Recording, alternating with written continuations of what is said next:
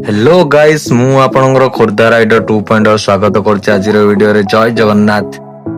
आज वीडियो रे chain lube and clean करिया। फास्ट चेन पॉकेट रो कवर टा खोली देबा, सेतरे सब जो मैला अछि सफा करि देबा, गाड़ी की वॉश करि देबा। देन ता ऊपर हमें क्लीनर अप्लाई करिया। यदि आपण चाहिए भी नॉर्मल डीजल भी यूज करि परिबे सेति पई।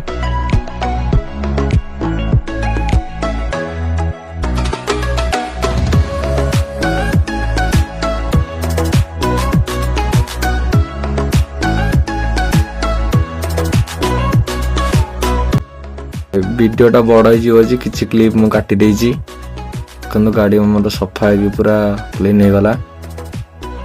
चेन बकेट भी क्लीन, चेन भी क्लीन।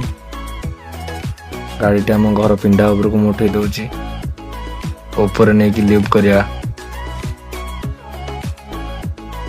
यदि आप लाइक करना लाइक कमेंट कर दियंतु गाइस।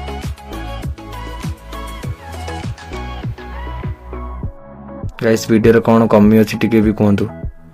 देखो भाई कवर टाक सफा कर देछि पॉकेट रो।